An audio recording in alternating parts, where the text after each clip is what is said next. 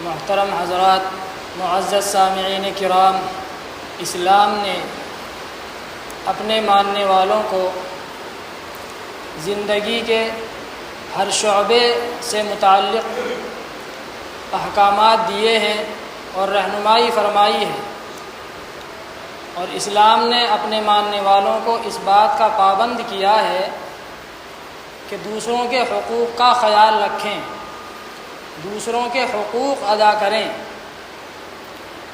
دنیا کے اندر جو جھگڑے اور پریشانیاں ہوتی ہیں ان میں وجہ یہی ہوتی ہے کہ آدمی اپنے حقوق کا تو مطالبہ کرتا ہے کہ میرا حق مجھے مل جائے، لیکن میرے اوپر دوسرے کے کیا حقوق ہیں ان کی ادائیگی کی فکر نہیں کرتا۔ اپنے کسی کے اوپر 5 پیسے ہوں تو وہ یاد رہتے ہیں، دوسرے کے ہزاروں روپیے ہوں تو وہ بھول جاتا ہے۔ انہی حقوق میں سے متعلق راستے کے حقوق ہیں۔ آپ صلی اللہ علیہ وسلم نے راستے کے حقوق بھی بیان فرمائے ہیں کہ راستے کے حقوق کیا ہیں، کس طریقے سے آدمی راستوں کا استعمال کرے، کس طریقے سے راستوں پر چلے، اگر راستے پر بات چیت کرنے کی یا کھڑے ہونے کی کبھی ضرورت پیش آ جائے تو اس کا کیا طریقہ کار ہو۔ حضرت ابو سعید خدری رضی اللہ تعالی عنہ فرماتے ہیں کہ رسول اللہ صلی اللہ علیہ وسلم نے ارشاد فرمایا کہ راستوں پر بیٹھنے سے بچو، راستوں پر مت بیٹھا کرو۔ تو صحابہ نے عرض کیا کہ اے اللہ کے رسول، ہم کو اس کی ضرورت پیش آتی ہے، جب چند لوگ مل جاتے ہیں تو راستے پر ہی بات چیت شروع ہو جاتی ہے، تو پھر کیا کریں؟ تو آپ صلی اللہ علیہ وسلم نے فرمایا کہ اگر مجبوری ہو تو پھر راستے کے حقوق کا خیال کرو۔ وہ راستے کے حقوق کیا ہیں؟ آپ صلی اللہ علیہ وسلم نے فرمایا کہ اپنی نظروں کی حفاظت کیا کرو۔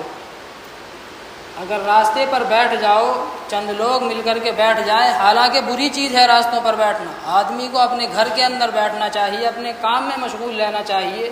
راستوں کے اوپر کھڑے ہو کر کے اور چوکڑیاں لگا کر کے بیٹھنا، کھڑے ہونا، یہ شریف لوگوں کا کام نہیں ہے۔ شریف لوگ اپنے گھروں کے اندر رہتے ہیں۔ تو آپ صلی اللہ علیہ وسلم نے فرمایا کہ اگر راستے پر بیٹھنے کی نوبت آ جائے اور مجبوری پیش آ جائے تو پہلا حق یہ ہے کہ اپنی نظروں کی حفاظت کرو، اس لیے کہ راستے پر سبھی چلتے ہیں، عورتیں بھی چلتی ہیں، لڑکیاں بھی چلتی ہیں، سب چلتے ہیں، تو اپنی نظروں کی حفاظت کرو۔ آپ صلی اللہ علیہ وسلم نے ایک حدیث کے اندر ارشاد فرمایا کہ اگر کسی عورت پر نظر پڑ جائے تو اپنی نظر کو نیچی کر لو۔ حضرت علی رضی اللہ تعالی عنہ ارشاد فرماتے ہیں، آپ صلی اللہ علیہ وسلم نے فرمایا النظرۃ سہم مسموم من سہام ابلیس، کہ نظر یہ شیطان کے زہریلے تیروں میں سے ایک تیر ہے، اس نظر ہی کے ذریعے سے شیطان انسان کو اپنے جال میں پھنسا لیتا ہے۔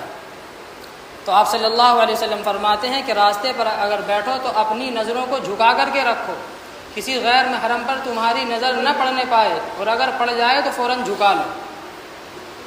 دوسرا حق آپ صلی اللہ علیہ وسلم نے راستے کا یہ بیان فرمایا کہ راستے سے تکلیف دہ چیزوں کو ہٹاؤ۔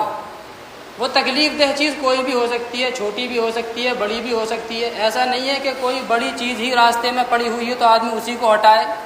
ایک حدیث میں آپ صلی اللہ علیہ وسلم نے ارشاد فرمایا کہ ایک شخص کا انتقال ہوا تو اللہ تبارک و تعالیٰ نے اس کو معاف فرما دیا، اور وجہ کیا تھی کہ راستے میں چلتے ہوئے اس کو ایک کانٹا دکھائی دیا تو اس نے وہ کانٹا راستے سے ہٹا دیا تھا، تو اللہ تبارک و تعالیٰ نے اس کی وجہ سے اس کو معاف فرما دیا۔ اللہ تبارک و تعالیٰ کی جو رحمت ہے وہ بہانے ڈھونڈتی ہے معاف کرنے کے۔ تو فرماتے ہیں آپ صلی اللہ علیہ وسلم کہ راستے سے تکلیف دہ چیزوں کو ہٹاؤ، اس کا مفہوم عام ہے، اور یہ بہت جامع جملہ آپ صلی اللہ علیہ وسلم نے فرمایا کہ تکلیف دہ چیز، وہ تکلیف دہ چیز آدمی کا اپنا عمل بھی ہو سکتا ہے، آدمی کا اپنا قول بھی ہو سکتا ہے، اپنی زبان بھی ہو سکتی ہے۔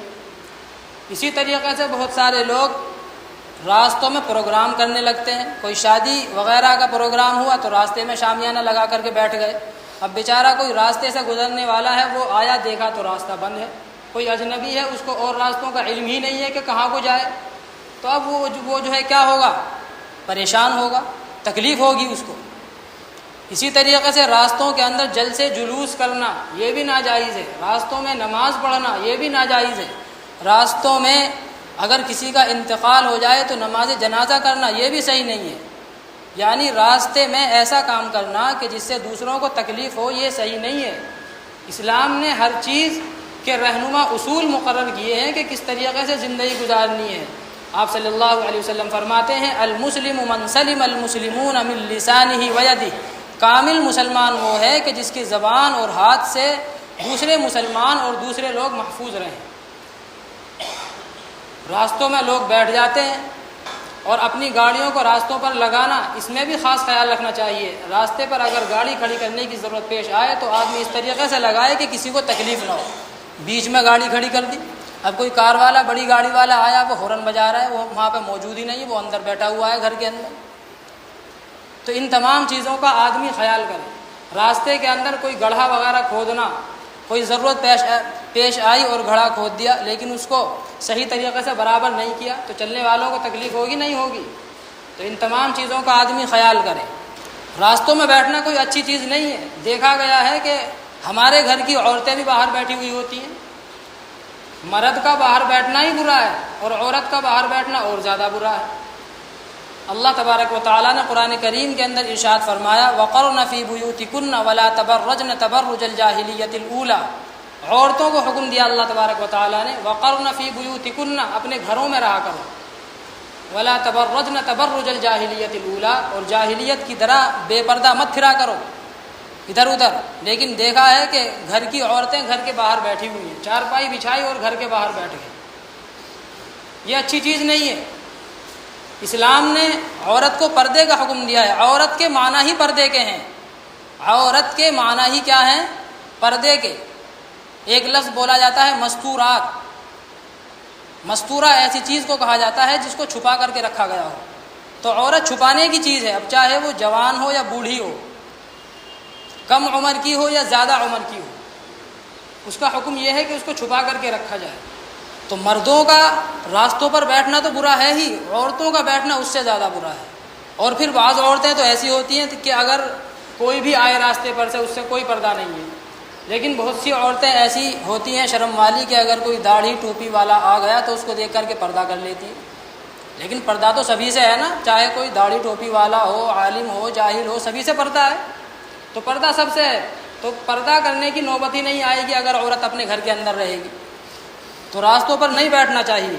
اسی طریقے سے تکلیف دینے کا ایک مطلب یہ ہے کہ بہت سارے لوگ اپنے گھروں کے باہر لمبے لمبے ریمپ بنا لیتے ہیں، گھروں کے باہر لمبی لمبی پیڑیاں بنا لیتے ہیں، اس سے بھی دوسروں کو تکلیف ہوتی ہے، چلنے والوں کو تکلیف ہوتی ہے، راستہ تنگ ہو جاتا ہے، پتلا ہو جاتا ہے۔ 20 فٹ کا راستہ بھی اگر ہوگا، اگر دونوں طرف سے 5-5 فٹ لمبے لمبے ریمپ بنا لیے تو بتائیے کتنا بچے گا راستہ۔ اگر ریمپ بنانے کی ضرورت پیش آئے تو آدمی کو اپنے گھر کی دیوار تھوڑی اندر رکھنی چاہیے تاکہ ریمپ جو بنے اور پیڑی جو بنے وہ اپنے گھر کی زمین میں بنے، باہر نہ نکلے اس سے۔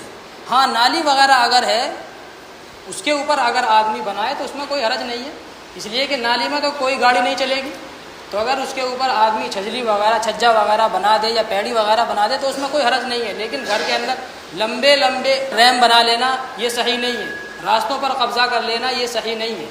تو ان تمام چیزوں سے آدمی بچے۔ تو آپ صلی اللہ علیہ وسلم نے جو دوسرا حق بیان فرمایا وہ یہ بیان فرمایا کہ راستے سے تکلیف دہ چیزوں کو ہٹاؤ۔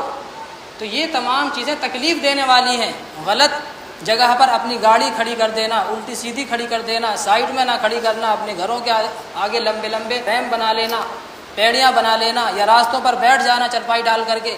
اب کوئی آ رہا ہے، بہت سے لوگ تو ایسے ہوتے ہیں کہ بیچارہ گاڑی والا آیا ہارن بجا رہا ہے لیکن وہ اٹھنے کو اپنی شان کے خلاف سمجھ رہا ہے۔ بہت سے لوگ راستے پر کھڑے ہو جاتے ہیں اور ان کو اشارہ کرو ہٹنے کا، لیکن وہ ہٹنا اور راستہ دینا اپنے لیے شان کے خلاف سمجھتے ہیں، یہ سمجھتے ہیں کہ میں چھوٹا ہو جاؤں گا اگر میں نے اس کو راستہ دے دیا۔ تو آپ صلی اللہ علیہ وسلم نے ان تمام چیزوں سے منع فرمایا۔ یہ ایمان والوں کی شان نہیں ہے دوسروں کو تکلیف پہنچانا۔ ایک ایمان والا جو ہوتا ہے وہ دوسروں کے کام آتا ہے، فائدہ پہنچاتا ہے۔ ایک حدیث میں فرمایا آپ صلی اللہ علیہ وسلم نے خیر الناس من ينفع الناس، سب سے بہترین آدمی وہ ہے جو لوگوں کو فائدہ پہنچائے، جس سے لوگوں کو فائدہ ہو۔ آج ہم فائدہ پہنچانے کو وہ سمجھتے ہیں کہ ہمارے لیے باعث ذلت ہے، اب اگر ہم کسی کے کام آ جائیں تو سمجھتے ہیں کہ میں چھوٹا آدمی ہوں، میں تو بڑا آدمی ہوں، میں کیوں دوسروں کے کام آؤں۔ تیسرا حق آپ صلی اللہ علیہ وسلم نے یہ بیان فرمایا کہ اگر راستے پر کھڑے ہونے کی اور بیٹھنے کی ضرورت پیش آ جائے تو سلام کا جواب دیا کرو۔ کوئی راستہ چلنے والا تم کو سلام کرے تو سلام کا جواب دو۔ آج ہمارے اندر سے سلام ختم ہو گیا، صرف جان پہچان والوں کو سلام کرتے ہیں ہم لوگ۔ آپ صلی اللہ علیہ وسلم نے فرمایا سلم علی من عرفت ومن لم تعرف، کہ ہر کسی کو سلام کرو چاہے اس کو جانتے ہو یا نہ جانتے ہو۔ آج ہم صرف اپنے جاننے پہچاننے والوں کو سلام کرتے ہیں کہ یہ میرا جان پہچان والا ہے، اس کو سلام کریں گے۔ اگر کسی آدمی سے یہ ظاہر ہو جائے کہ یہ ایمان والا ہے تو اس کو سلام کرنا چاہیے۔ اس سے کوئی چھوٹا نہیں ہوتا۔ دیکھیے جو آدمی سلام میں پہل کرتا ہے، آپ صلی اللہ علیہ وسلم نے فرمایا کہ وہ تکبر سے بری ہے۔ جو آدمی سلام میں پہل کرتا ہے تو سمجھو کہ اس کے دل کے اندر تکبر نہیں ہے، اور جو آدمی بس منہ تکتا رہے کہ یہ آدمی مجھ کو سلام کرے گا، پہلے میں اس کے سلام کا جواب دوں گا، یہ چھوٹا ہے، یہ مجھ کو سلام کرے، تو سمجھو کہ اس کے دل کے اندر تکبر ہے۔ تو تیسرا حق آپ صلی اللہ علیہ وسلم نے بیان فرمایا کہ راستوں پر اگر کھڑے ہو تو سلام کا جواب دیا کرو۔ چوتھا حق آپ صلی اللہ علیہ وسلم نے بیان فرمایا کہ راستے پر اگر بیٹھو یا کھڑے ہو مجبوری میں تو امر بالمعروف اور نہی عن المنکر کرو، اچھی باتوں کا حکم دو اور بری باتوں سے روکو۔ آج ہم کیا کرتے ہیں، ماں بہن کی گالیاں دیتے ہیں کھڑے ہو کر، چند دوست مل کر کے کھڑے ہو گئے، دو جو ہے بات چیت ہو رہی ہے تو ایک دوسرے کو گالی، فلاں کو گالی، بات چیت کسی کی نکلی تو وہ تو ایسا ہے، وہ تو ایسا ہے، تو ہم خود ہی بری باتوں سے نہیں رک رہے تو ہم دوسروں کو کہاں سے روکیں گے؟ تو راستے پر کھڑے ہو کر کے ان تمام چیزوں کا خیال رکھیں۔ اگر ہم ان تمام چیزوں کا خیال رکھیں گے تو جو راستے سے گزرنے والا ہوگا وہ ہم سے خوش ہوگا، جب خوش ہوگا تو اس کے دل سے خود بخود دعا نکلے گی۔ اللہ تبارک و تعالی ہم سب کو عمل کرنے کی توفیق عطا فرمائے۔ وآخر دعوانا الحمدللہ۔